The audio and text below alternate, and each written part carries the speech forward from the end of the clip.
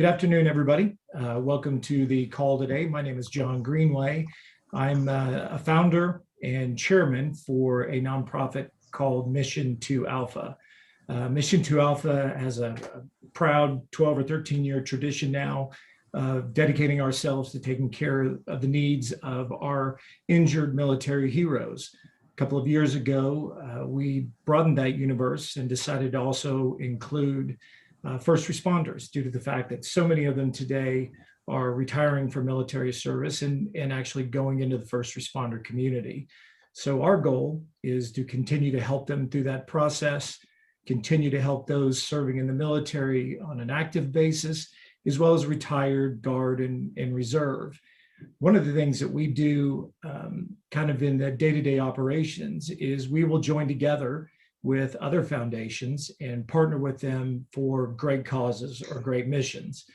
Today's call, we will be joining one of those partners and talking about an upcoming event, which I will let them describe in a little more detail.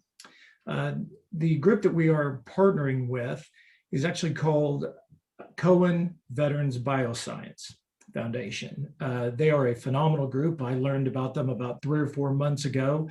We had the honor of working with them in an event called 22jumps, where one of our guests today, actually 2 of our guests today, did 22 base jumps off a mountain called Camelback Mountain in Phoenix. And it was truly one of the most inspiring, incredible things I've seen. I cannot even imagine climbing a mountain 22 times and jumping off of it.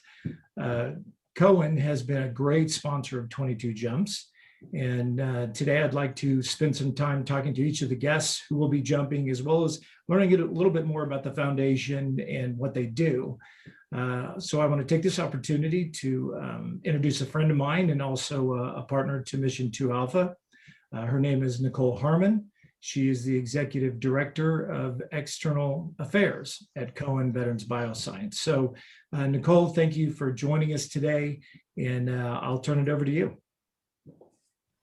Thank you so much, John. We are just excited to partner with Mission2Alpha. And what I think is really important today is not just to talk awareness to the invisible wounds of war.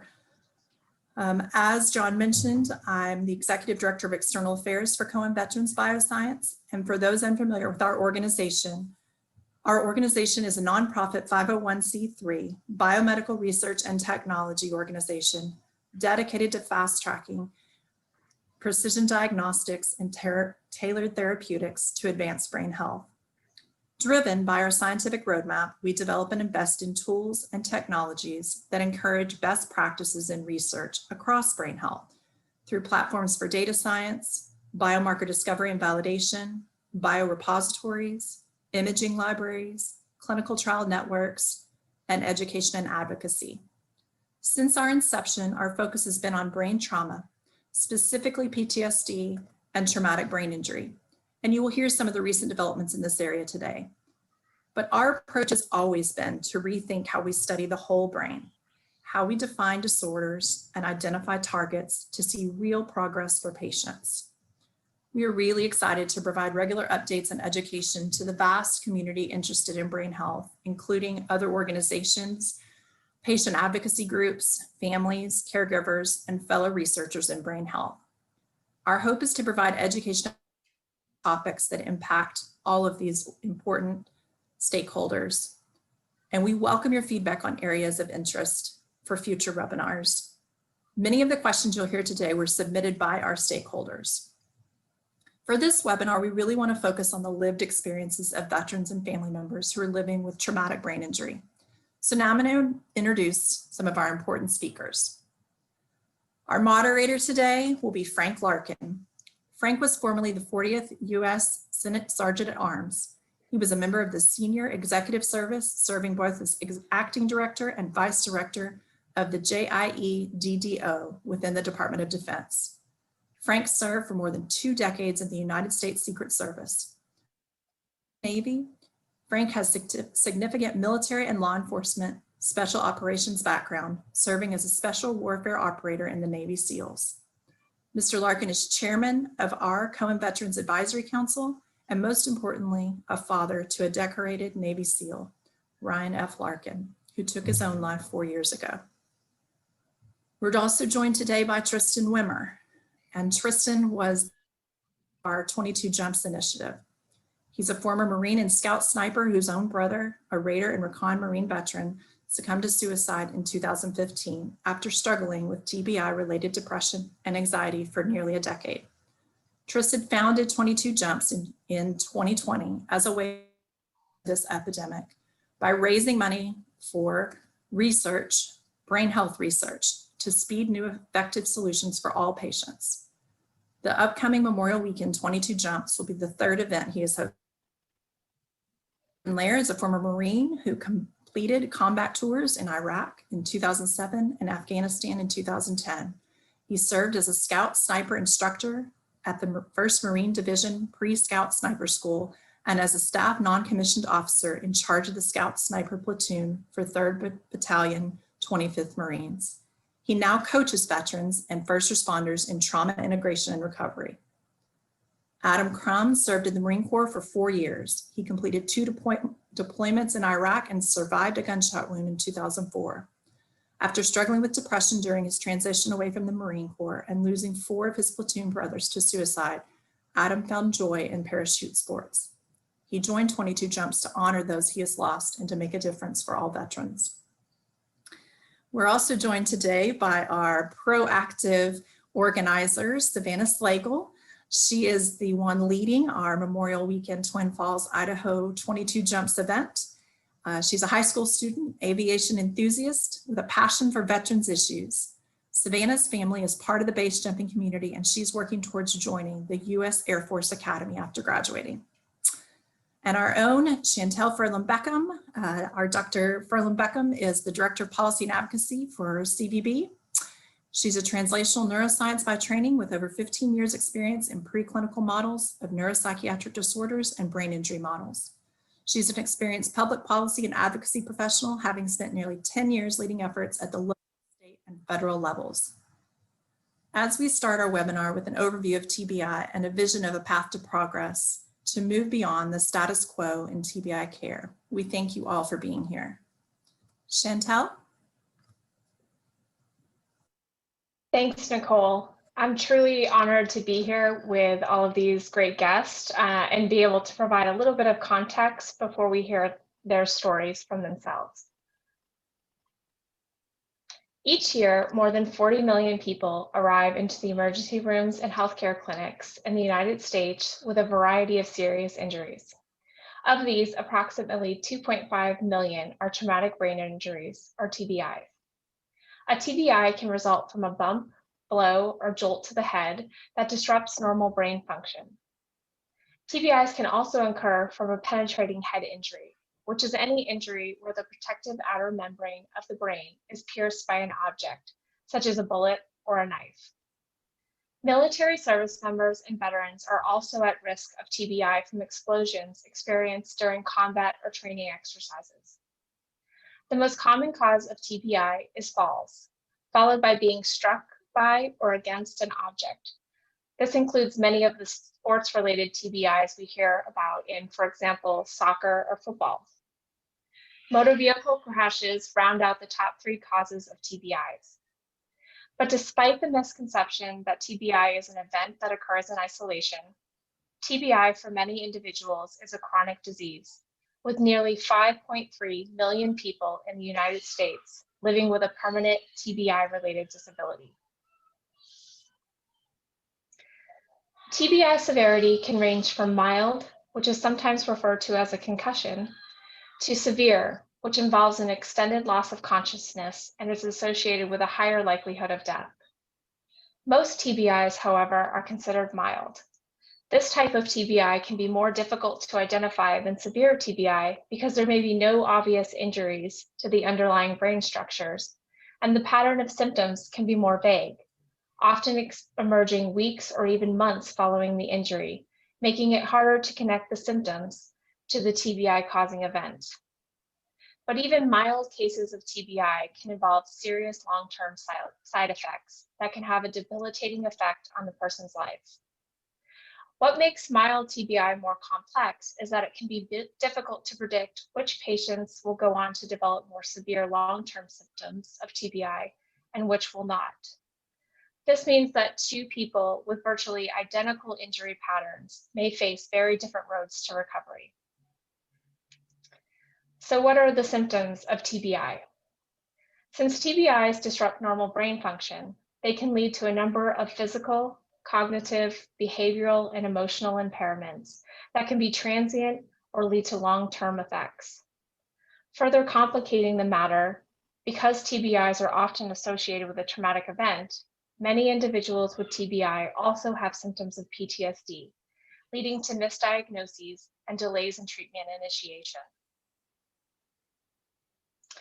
Most importantly, despite decades of promising research and more than $1.1 billion spent on clinical trials alone, we still have 0 FDA-approved treatments for TBI. We need to advance the science faster. Active duty service members and veterans represent a unique population in the conversation on TBI. In the post 9/11 era, over 2.7 million individuals have been deployed to Iraq and Afghanistan, many of them for multiple deployments and across extended periods of time. Combat stress is an expected experience for most of these brave warriors, but can also increase the likelihood that service members will come home and face a new challenge from the invisible wounds of war, post-traumatic stress, TBI, or both. Military members also face significant barriers to care, including isolation in a world that doesn't always fully understand their sacrifice, a system that can be hard to navigate, and multiple issues related to transitioning from service to civilian life. Stigma also presents a significant barrier to care, as many warriors believe that TBI or PTSD diagnosis will make them appear weak, hurt their future career plans, or involve medications with side effects that will impair battle readiness. But the cost of TBI is real. Nearly 20% of returning service members from the wars in Iraq and Afghanistan report a probable TBI, and our nation faces an epidemic of suicide among veterans and service members, with a staggering 22 a day dying by suicide. Both TBI and PTSD are significant risk factors for suicide. And so if we can treat the underlying conditions, we stand a good chance to make a meaningful impact on the suicide statistics. The nature of TBI is extremely heterogeneous. No two injuries will be exactly the same. The primary injury will be modified by secondary insults and patient factors such as age, the number of previous injuries, and the patient's health at the time of injury. The field of TBI has been stymied by a one-size-fits-all methodology and lack of objective tools to effectively diagnose and treat TBI. Our goal as an organization is to move the field forward toward an individualized approach to diagnosis and treatment, one that incorporates an individual's unique environmental and biological factors to stratify patients into specific subgroups that can then be used to tailor the treatment to the individual. This approach models similar successful initiatives in cancer and Alzheimer's and holds real promise for positive impact on patients' lives. But to do this, we need to first identify the barriers to progress in TBI. In 2019, in an effort to drive the development of a brain trauma blueprint for TBI, we hosted our second State of the Science Summit with over 100 thought leaders across academia, industry, government, and nonprofit organizations. The goal of this summit was to define TBI beyond the typical classifications of mild, moderate, and severe, in order to more clearly describe the underlying disease mechanisms. The summit focused on chronic effects of TBI and aimed to identify current knowledge gaps in the causes and mechanisms of persistent TBI symptoms.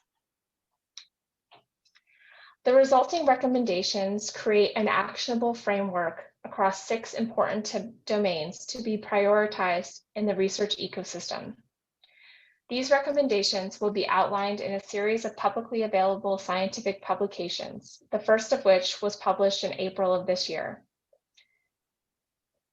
In the coming months, CVB will begin to roll out the Brain Trauma Blueprint and open a public commenting period to allow the greater stakeholder community the opportunity to weigh in on the identified gaps and consensus recommendations, as well as to ensure transparency within the process.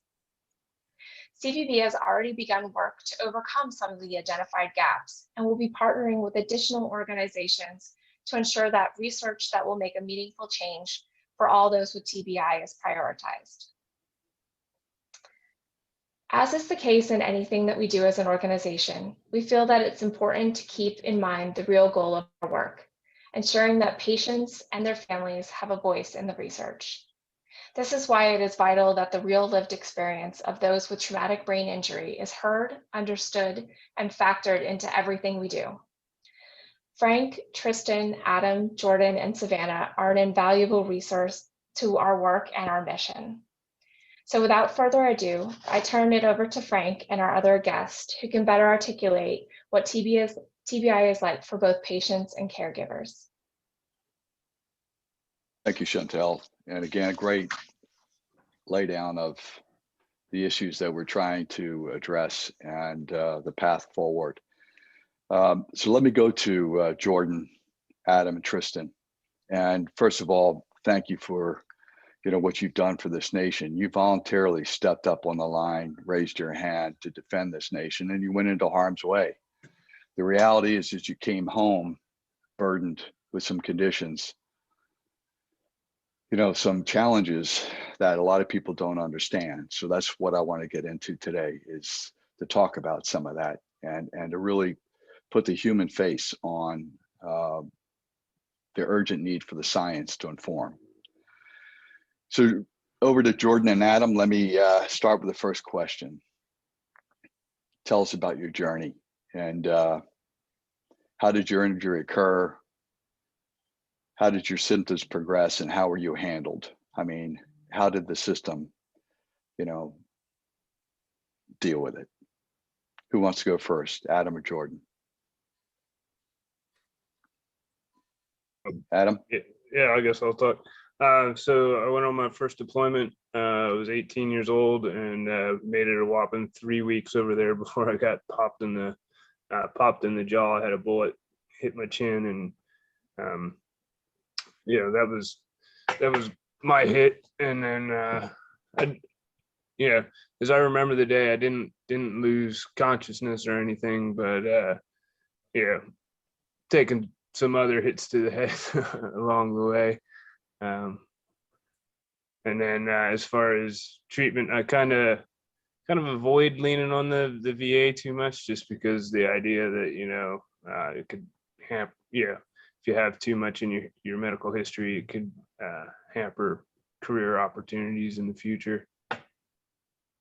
So what you're saying is that some of the, the challenges or the symptoms that you were wrestling with that actually get weaponized against you by the system. It's always the concern. Like I'm trying to become a commercial pilot, and the aviation medical is kind of a difficult thing to get and hold on to. And if you have too much in your medical record to account for, it's not that likely you're going to be able to keep that class, that certification. Yeah. Hey, Jordan, what's your story? Is it similar? I mean, just the way the system responded to you. Yeah. So for me, I wasn't really clear on what an actual TBI was and the mechanism of injury. So because I didn't lose consciousness in some of the explosions I was in, I didn't really seek out any help until later on, when I realized the treatment I was getting was not adequate for the symptoms I was having. And, trying to keep quiet at the same time, balancing asking for help without giving too much to get denied things was definitely a burden that only exacerbated the problem. And with the TBI, the longer it goes untreated, the worse it gets.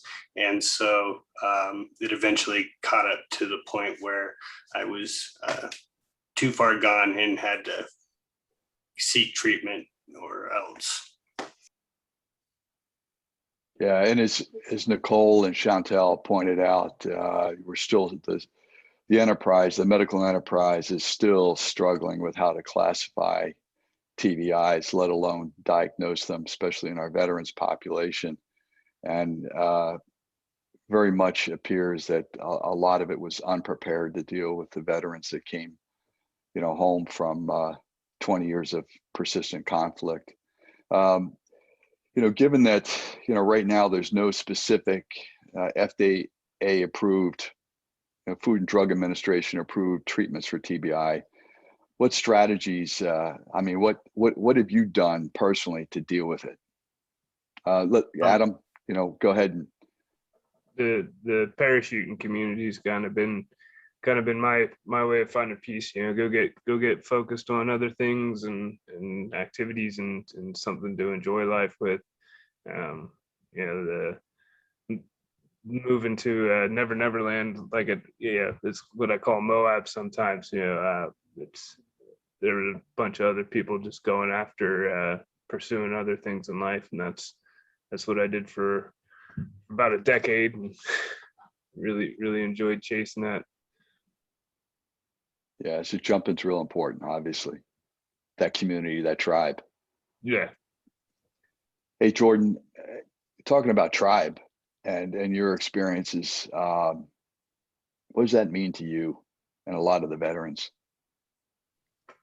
I guess tribe would mean to me having a similar experience or understanding of what everyone has gone through at some basic level in their point in their life to either earn the title of Marine, Army, Air Force, Navy, et cetera, that it did require some point of extreme self-sacrifice and going through difficulties and situations, as well as unit cohesion across the board in all branches.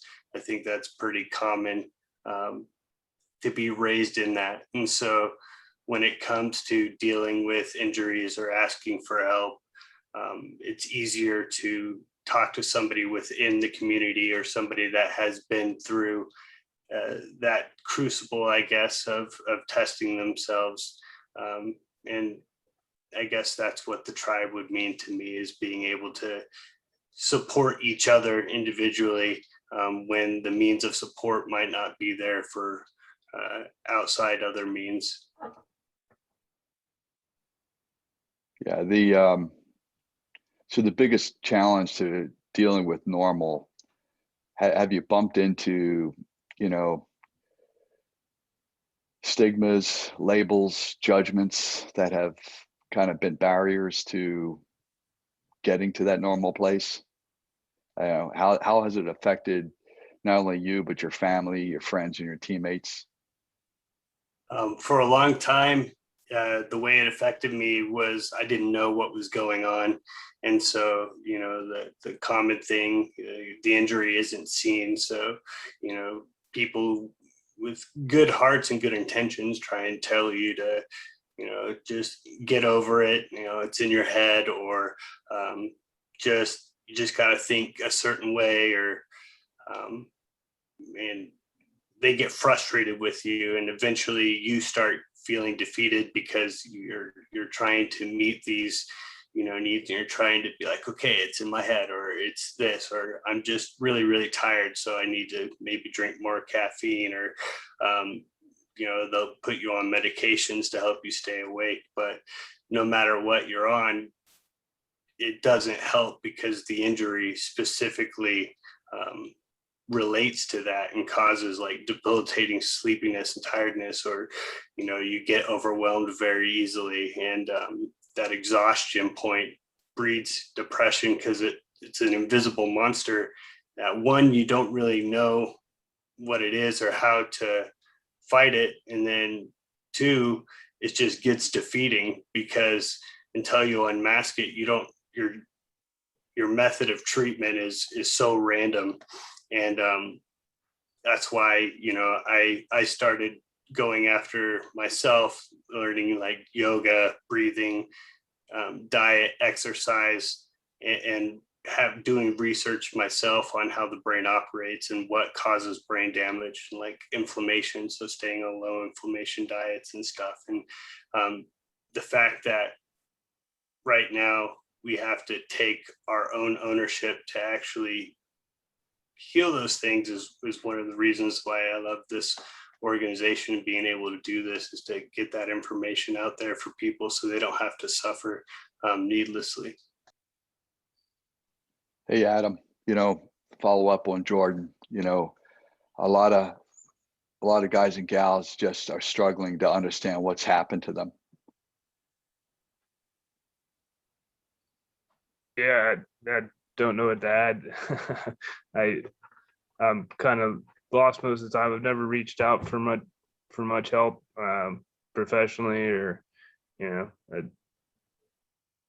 just kind of try to get through life as it comes, and try everything as far as like good switch the diet, good food, health, try and that's where living in Moab for a decade was awesome, being active, getting out in the valleys. But the exhaustion, that kind of stuff that Jordan talks about, I haven't ever researched TBI that much. I just kind of been hit in the head a few times. Yeah. Hey, let me transition on to Tristan. How you doing? Good. How you doing, Frank? Good. Hey, good to see you, brother. Likewise. This has all been really kind of generated by the loss of your brother. And, you've kind of formed a new tribe around his memory. And tell us about him. No, he was a pretty special guy. He not only was my brother, but he was a fellow Marine, and he was sort of I call him my external hard drive. We both of our parents were career military. My dad did 30 years, split between the Marine Corps and the Coast Guard. My mom did 23 years in the Coast Guard, and so we counted it up at one point. By the time we graduated high school, we went to 10 different schools in 12 years. So there are good things and bad things when your childhood is like that. The good thing is you become really adaptable. The bad thing is you lack that those roots, that foundation. And so, but wasn't really a concern, because I had my brother who was my external hard drive, which is why I call him that. We were always sort of, like celestial binaries. We'd like rotate around each other. Like I would do something, he would follow, do it better. And then I would, or like he would do something and I would follow and do it better, and we were just, and I didn't really appreciate, how valuable that like built in motivation machine was until he was gone. And then, I had to figure a lot out very fast. Because, I think initially when he left, I thought, man, that this has got to be pretty unique. What I'm experiencing, I have to be the only person in the world that understands what this feels like. And then, I started doing some research, and, when a sibling commits suicide, the likelihood of the other siblings committing suicide goes up quite a bit. It's actually very common for siblings to commit suicide on the tail end of an initial sibling committed suicide. So I got, I was a lot of emotions, really intense emotions in a very short amount of time. I was very sad, and then I was very angry, and then I was very scared, for myself and from my other brother. That's just the kind of effect he had on us in life, and he was just a pretty special guy. I joined the Marine Corps first, and he joined the Marine Corps almost a year after me, almost the day. I went infantry. He went right to recon, and then that motivated me to go to Scout Sniper, to become a Scout Sniper. And then he made the jump to MARSOC. That was a pretty special thing to have. But just one of the, I guess that's a long answer. The short answer is probably one of the most capable, remarkable, like physically talented, smartest people I've ever known. It's really hard not having him around. Hey, so let me ask everybody here, who's lost somebody to suicide? And do you feel a hole in your heart that never goes away? Yeah, it really kind of changes things for everybody that, you know, suicide touches. And your brother was a special guy. And every one of these people that you've known, everyone that raised their hand, they were strong people, weren't they? Yeah. Absolutely. That's, Yep. I think the difficult part about it is with the brain injury and the suicides, you know, it hurts because it almost feels needless, like that shouldn't have been the result. And there's other means that we should have pursued within the various organizations that are providing help. And that frustration grows each time you hear about another suicide and how many medications they were on, and all the other alternatives that could have been pressed towards them to give them another option before doing that. Yeah, absolutely. And Tristan, why 22 jumps? And do you think 22 is a realistic number? You know, at the end of the day, I needed a number. You know, the number isn't the important part. It's, you know, it was based off of, you know, 22 is the number that gets thrown around a lot, is based off of a 2012 VA study. I think they have since revised that number down. But 22 jumps is, I guess, catchier than 16 jumps or whatever that is, you know?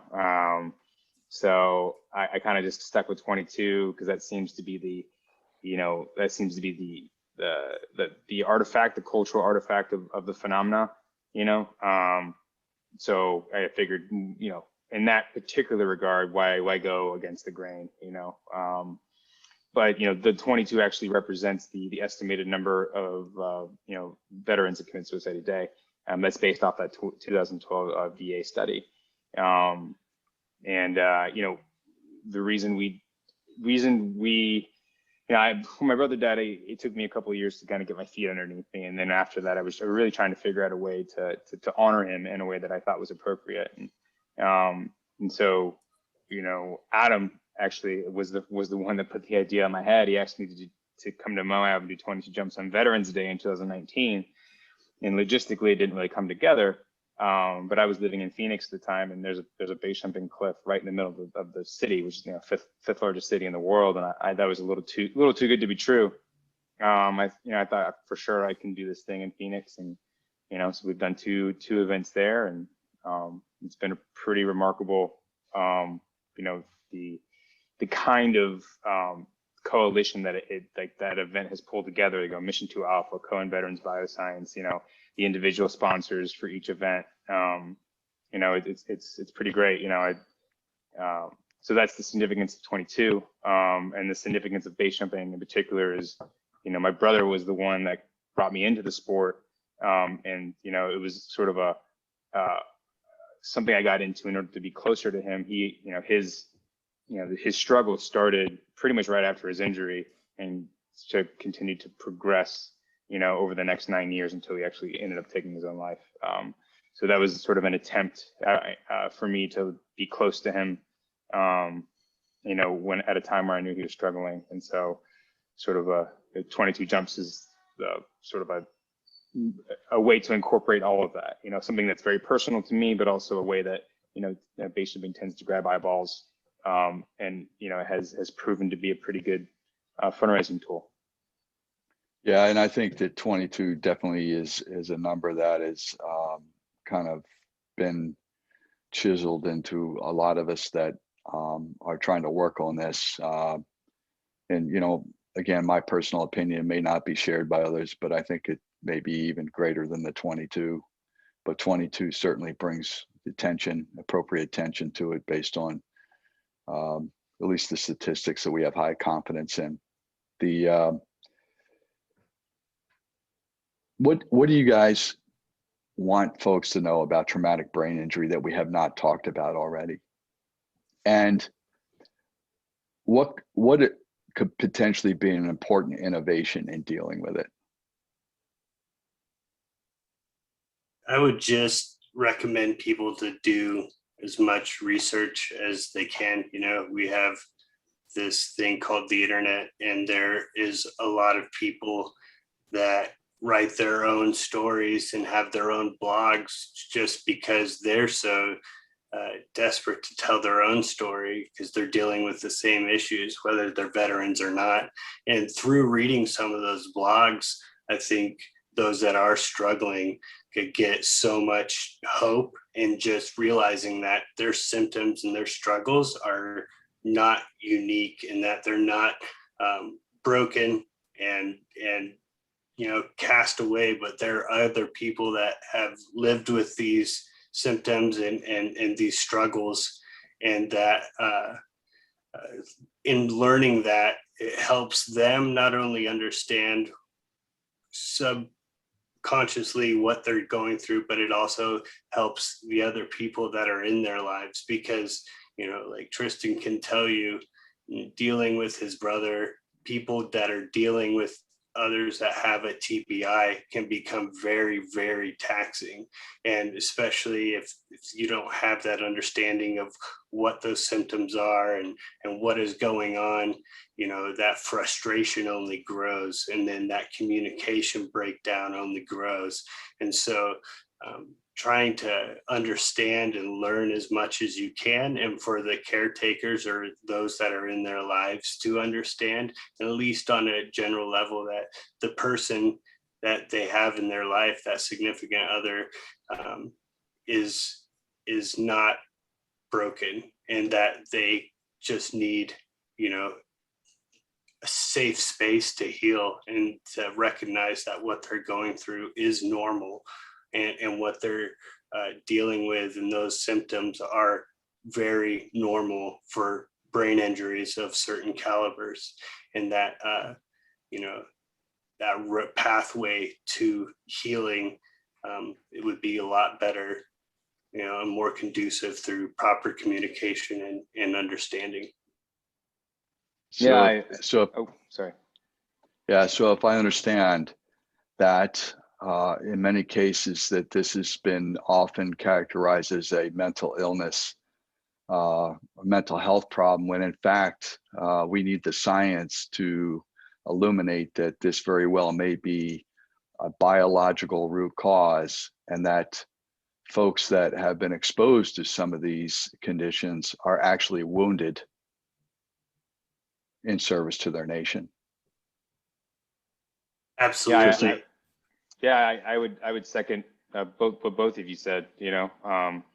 It's tough because, like my brother didn't, the injury was such that the effects were, he was well enough to sort of continue on with his Marine Corps career and, make the jump, because he was injured when he was recon, then he went to MARSOC, but then, he really didn't, he was capable enough to sort of fight through some of those initial, alterations of his behavior, but he became less and less able to manage his symptoms after he exited the Marine Corps. And so, there's not a great, there's not a great system in place to help those kinds of people, right? Who's like, I mean, if you get like, when, like, for example, Adam, when he took that round to the chin, I mean, somebody was on him immediately, administering aid.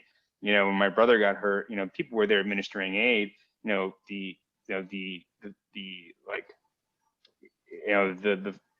actual wounds themselves, but they're, the internal brain injuries didn't manifest themselves really until 3 or 4 years down the road. So like, on the one hand, I'd love to see some of the stuff that Cohen Veterans Bioscience is working on come to fruition in terms of testing and therapeutics, personalized therapeutics, based on, some of the physiological damage that traumatic brain injuries cause for the individual. But on the other hand, there are some low tech sort of process improvement, cultural improvements that we could do in the interim, right? Like Adam said at the top of this when he introduced himself, a lot of guys don't seek help because they know that it can be weaponized against them. And in a lot of ways, you know, guys who are staying within DoD and guys who get out, right? Like there are guys who are, you know, not articulating what they're experiencing. Because they're afraid that they're going to lose clearances, or they're not going to be able to fly, or they're not going to be, you know, they can't, you know, be teachers, or, you know, pick a thing that requires some sort of, you know, some sort of barrier to entry in terms of mental competency, right? There's a real fear there. And, you know, and just, it would be very helpful if people were just more open and honest about what they're experiencing. You know, I know, you know, from my brother, for example, he was very hesitant to share some of the things he was going through. And his reaction was to deny, you know, when everybody around him could see plain as day that his behavior was changing and that he was struggling to sort of manage his day-to-day affairs. And he was drinking a lot more, and he was smoking a lot more marijuana, you know, to try and level himself out. But that, you know, obviously, you know, to get the same effect, he was drinking and smoking a lot more, which self-medicating in order to fix a problem is rarely ever a good thing. So, you know, but I think if he felt that there was a safe space for him to articulate in a way, and that there were some of the resources that he felt were effective for him, I think maybe there would have been a better outcome as well. So yeah, so on the one hand, some of the high tech stuff, you know, like developing therapeutics and testing, and then on the other hand, some, you know, just some cultural changes, some process improvements, not making, you know, people choose between getting treatment and, you know, having a career that they want. You know, that's a tough choice, I think, for anybody. Do you think that if the diagnostics were there and could have qualified that he had a traumatic brain injury, that knowledge would have made a difference, you know, for him and others who at times are mislabeled, and, you know, would have at least, you know, qualified that they had an injury as opposed to, you know, some behavioral condition? Yeah, I think so. I have said before that, you know, my brother pretty much resisted all attempts at you know, counseling and therapy because they wanted to box. They were boxing him into this PTSD bubble, you know, this box labeled PTSD, and he hated that. He didn't want to be associated with that because he didn't feel that was an appropriate label for him. And so he just basically, you know, he refused to be medicated, and he refused to be labeled as PTSD. So, you know, when you're going through the VA, there aren't a lot of options other than those. So, so he just self-medicated and struggled. And I think if the diagnostics were there, and, you know, he felt safe in articulating some of the things, you know, he was experiencing without any sort of blowback, I think there would have been a very different outcome. I think Yeah. On top of that, what he's saying is like very, very important in the fact that changing the view of it to the same thing as if you would have a broken arm or a broken leg, you know, you would put a cast on it. You wouldn't just toss them out, and you'd try and fix that. With a brain injury, it's just invisible. And so even changing it from telling people, oh, they're crazy, or they're you know, they're mentally handicapped and they're this broken thing, and that itself, changing it to, hey, it's just your brain is injured. Once you have a method of injury, you can treat it. There's something you can do, instead of people feeling hopeless and feeling like, well, I don't feel crazy, but everybody's telling me I'm crazy, or I feel like I'm losing myself, and there's no hope in that. But when you flip the narrative to, no, all your symptoms are normal, these things are common when you have these kind of injuries, and turn it into an actual wound that can be fixed, and can be treated, that changes the hope side of that, especially for somebody who actually has a TBI, and including the people in their lives. They don't longer feel hopeless. They actually can set up, hey, we have a plan. We should do this and implement this, and we can help this, instead of the shotgun effect of trying to treat an invisible mental health problem that really isn't a mental health issue. They're not psychotic. They're not crazy. They just need to treat it like you would another broken injury, like a leg or an arm. Yeah, I totally agree. I mean, my family we were out of options, right? Because you can't force someone to get treatment, right? The only way you could do that is if you have them committed. And so, you know, there were very frank conversations I had with my parents about, do we or do we not have my brother committed, to a state psychiatric hospital, which is a bananas conversation to have, like how is there nothing between A and Z, right? Because that's a Z option, and there was really nothing in between. We both contacted the VA, we contacted, some of the state resources within Arizona, and basically we got the same answers. Like, you can't treat somebody who doesn't want to be treated, right?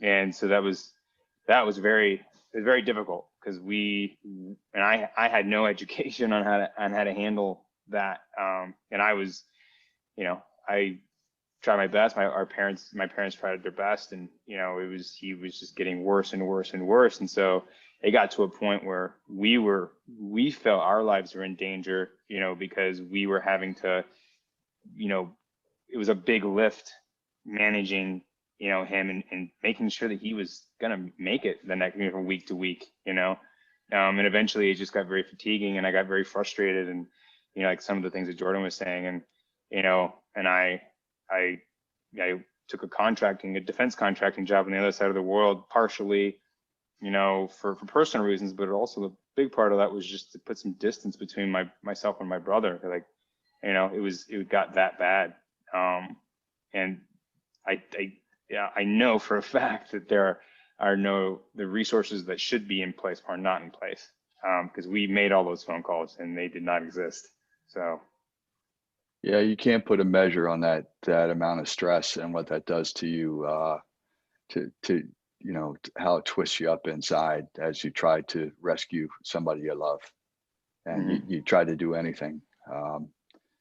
Let me take the opportunity to go to Savannah. Savannah's, really kind of been at the center of making this happen in Twin Falls, and I can't wait to get out there in a few days. As a young woman, hopefully, joining the military soon, how will you approach taking care of yourself? How will you build resiliency? Certainly in an environment where you may be confronting different challenges, and certainly at some point leading men and women in very difficult situations. How will you deal with it personally, and how will you deal with it as a leader? I'll try to talk about it, because I know a lot of the military, most of the time, they are kind of like don't talk about it, like we have to get this done, like you don't have time to talk about this. But a lot of what my mom has taught me throughout my life is, like, let out your feelings and talk about it, and hopefully some way you can find help. Yeah, and I know from our prior conversations that there locally you've had, two friends that have taken their life here recently in the past year, and I know that cuts deep. What do you wish for future generations who, may be going into the military? What would you like to see happen? And I know that, you have been motivated by these stories and have, actively taken a part and hosting 22 Jumps. Can you talk about that a little bit? I, just like everyone else, I want there to be more research on TBI and how it affects a lot of the people. I also want there to be more resources with the VA, and Cohen is doing a great job at trying to make those resources available. So I just hope in the future, for my future generation of people that want to join the military, that there will be those options available. Like my uncle, we almost lost him after he got out of the military because it was just that he didn't have any help, and there was just a lot of stress and a lot of toll on him. Well, I want to thank you for what you've been doing as a young lady that has certainly seized this as an important mission for you. And I hope, and I can speak for everybody here, that we wish you the best on, your dream to get into the U.S. Air Force Academy. And Thank you. And you make a fine leader. So with that said, I'd like to throw it back out to the group for any final comment before we close the session. I hope that at some point, my dream is that we can prove to others that invisible wounds, that the world is actually round, not flat. This science is going to create this disruptive change. It needs to happen. And we need to recognize that there's more to this. But the science is desperately needed to illuminate the path forward. So let me throw it out to the group for any final comment. No, go ahead. Sorry, Jordan.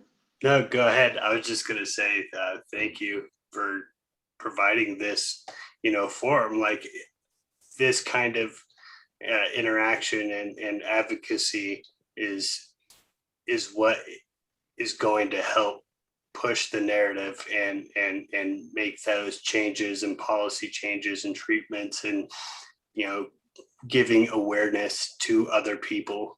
And so I mean I'm very thankful and honored to be a part of this and share this with you guys, and continuing doing this type of medium is very, very important. Yeah, I'll second that. You guys have all been like wonderful partners during this whole thing. From what was, was very a casual idea that Adam texted me, and then it's become this, within a year and a half. I mean, it's a pretty special thing, and I think, at least I know for me, like it was. I always sort of love being the gray man. I definitely like prefer to be a behind the scenes guy. And so to be this public and to be this vulnerable and to have such a positive response has been really, really therapeutic and really rewarding. And I just want to thank you all for being a part of it. Mission2Alpha for being such a great help along the way and teaching me how to fundraise and teaching me some of how to do it properly, because it was pretty ham-fisted before I met you, and Frank for coming out the first year. And for Cohen Veterans Bioscience, you guys have been just wonderful partners. Nicole, in particular, you've been a great resource and great champion and advocate. Really, this would not be what it is without you. And Adam, for being there, and for coming up with the idea to begin with, and Savannah for taking the reins for this one. I really appreciate it because my plate is full. so I really appreciate it. So with that said, let's go do 22 jumps this weekend. Sounds good. Thank you all for participating.